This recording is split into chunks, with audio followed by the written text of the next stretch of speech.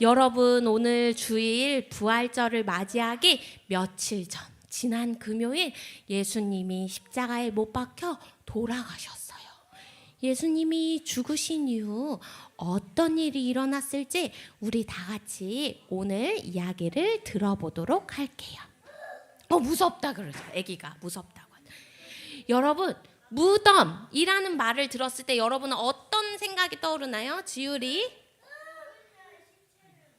죽은 자의 시체를 묻어놓는 거. 단우. 꽃종이? 꽃종이? 꽃종? 꽃종가 뭐지? 여튼. 그 다음에 지후. 무덤 하면 보통 여러분 무덤을 본 적 있어요? 무덤 하면 우리는 보통 죽은 자가 묻혀 있는 거, 때로는 그 사람이 죽었기 때문에 슬퍼하는 장소, 그래서 슬퍼서 눈물이 나기도 하고 그 다음에 이 사람을 다시 못 보는 이별의 감정을 겪기도 해요. 그런데 여러분, 여기 예수님의 무덤이 있어요. 예수님의 무덤은 어떤 무덤이냐? 죽음이 아니라 생명, 슬픔이 아니라 기쁨, 그 다음에 이별이 아니라 승리, 그리고 눈물이 아니라 행복의 무덤이에요. 오늘 우리가 이 예수님의 무덤에 대해서 들어볼 거예요. 예수님은 십자가에 못 박혀 돌아가시고 죽으셨어요. 사망 선고를 받았어요. 숨도 끊어지고 심장도 멈췄어요. 이 사람은 죽었다. 꽝꽝꽝. 사망 선고가 내려졌어요. 그런데 이 죽음을 이기고 다시 살아나신 이 절기를 우리는 부활절이라고 불러요. 여러분, 크리스마스가 되면 뭐라고 인사해요? 안녕하세요 하면서 메리 크리스마스. 부활절이 되면 이렇게 서양 사람들은 인사했어요. 뭐라고? 해피 이스터. 행복한 부활절이에요 라고 인사했어요. 왜 행복한 부활절일까? 오늘 다 같이 말씀을 읽고 예수님이 살아나던 그날의 이야기를 들어봅시다. 지후는 아빠 옆에 앉는 게 좋겠어요. 그건 지금 먹는 시간이 아니에요. 예배 태도가 제대로 예배를 드리세요. 마태복음 28장 6절의 말씀을 다 같이 읽어봅시다. 시작. 그가 여기 계시지 않고 그가 말씀하시던 대로 살아나셨느니라. 와서 그가 누우셨던 곳을 보라. 마태복음 28장 6절 말씀. 아멘. 좋아요. 여러분, 빌라도가 예수님을 십자가형으로 탁 처형하고 예수님에게 사망 선고가 내려졌을 때 한 사람이 빌라도를 찾아왔어요. 그 사람은 아리마대 요셉이에요. 예수님을 남몰래 따르던 사람이었어요. 빌라도에게 찾아가 이렇게 얘기했어요. 예수님의 죽은 시신을 저에게 주십시오. 제가 이분의 장례를 치르고 싶습니다 라고 말했어요. 빌라도는 말했어요. 예수의 시신을 아리마대 요셉에게 주어라. 그래서 사람들이 아리마대 요셉에게 주니까 아리마대 요셉이 깨끗한 세마포로 예수님의 시신을 잘 덮어서 돌무덤에 예수님의 시신을 딱 놨어요. 근데 그때 율법학자, 대제사장과 바리새인들이 찾아왔어요. 예수가 살아생전에 자신이 죽으면 사흘 만에 살아난다고 했습니다. 그러니 제자들이 죽은 예수의 시체를 몰래 훔쳐서 이것 봐, 예수가 예언한 대로 사흘 만에 살아났어 라고 뻥칠지도 모르니 예수의 무덤을 지켜야 합니다 라고 대제사장과 바리새인들이 찾아가서 얘기했어요. 결국 어떻게 했을까? 사흘 동안 그 돌무덤 앞을 잘 지키기로 했어요. 병사를 두어서 돌무덤을 지켰어요. 돌무덤이라는 것은 동굴 안에 커다란 돌로 문처럼 딱 막아놓았기 때문에 사람들이 함부로 이렇게 열 수가 없을 만큼 아주 두껍고 큰 돌로 막아놨어요. 병사들이 이렇게 지키고 있을 때에 여인들이 예수님이 죽은 이후에 찾아왔어요. 예수님의 시체가 부패하기 전에 이렇게 약을 발라서 잘 보존하려고 예수님의 장례를 치르기 위해 막달라 마리아와 또 다른 마리아가 예수님의 무덤 앞에 찾아왔어요. 그때였어요. 갑자기 어떻게 우르르르르르 지진처럼 돌무덤이 막 움직이기 시작했어요.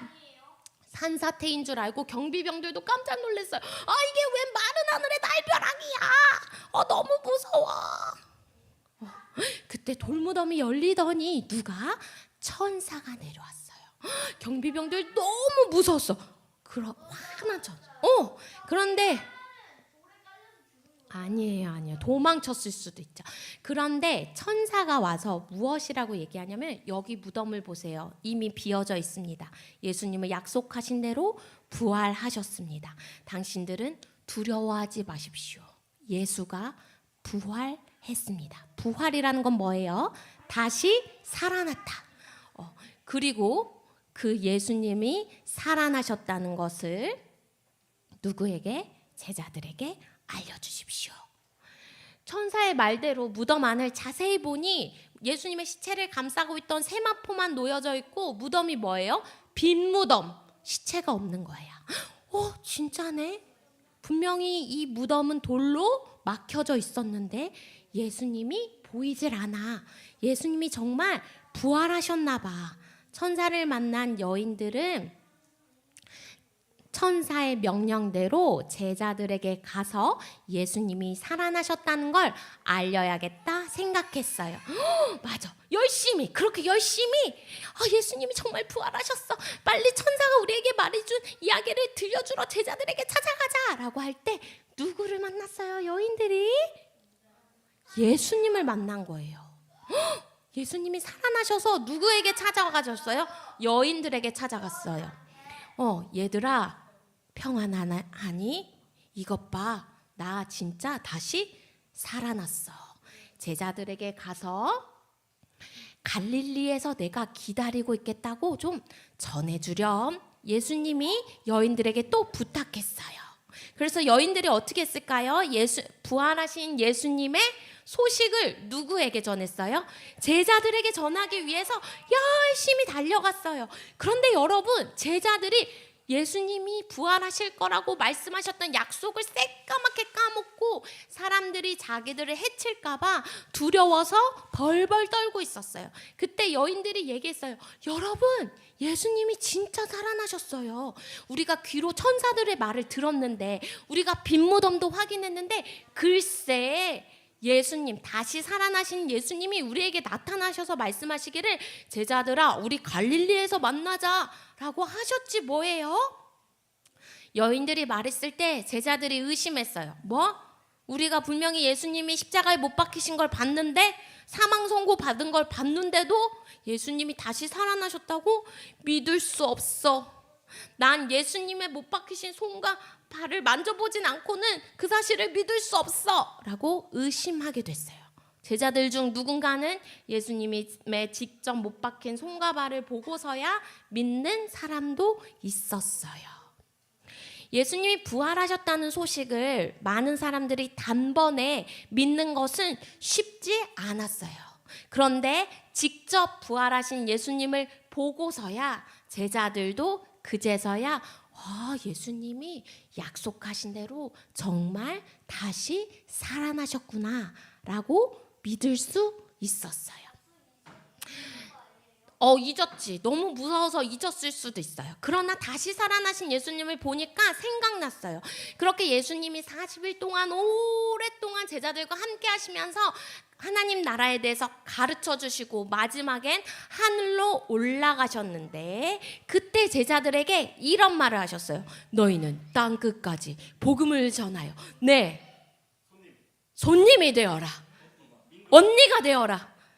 무엇이 되어라고 얘기하셨을까? 예수님이? 언니? 맞아. 예수님이 제자들에게 마지막으로 내 증인이 되어라 라고 얘기하셨어. 증인이라는 것은 무엇일까요, 여러분? 어떤 사실을 증명하는 사람, 어떤 사건을 목도하고 증명하는 사람. 그러면 부활의 증인이라는 것은 뭐예요? 예수님이 다시 살아나셨다는 사실을 믿고 그것을 증명하는 사람. 예수님은 우리한테 뭐라고 얘기하셨냐면 부활의 증인이 되어라 라고 얘기하셨어요. 친구들, 만약에 예수님이 십자가에 못 박혀 돌아가시고 죽고 끝이었다면 어땠을까요?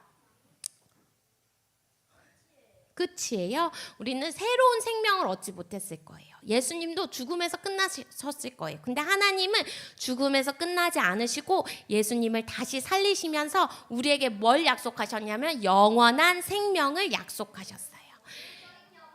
여인들이 부활의 증인이 되어 제자들에게 알려주고, 그 다음에 때로는 이 부활의 증인이 되었을 때 사람들이 핍박하기도 했어요, 제자들을. 그런데도 그 핍박의 고난에 굴하지 않고 끝까지 예수님의 증인이 될 수 있었던 이유는 부활하신 예수님을 만났기 때문이에요. 부활하신 예수님은 2025년 여기에도 우리와 함께 하세요. 그 예수님이 여러분을 만나고 싶어 하세요. 여러분도 부활하신 예수님을 삶에서 만나고 마리아들처럼, 제자들처럼 부활하신 예수님의 증인이 되기를 소망합니다.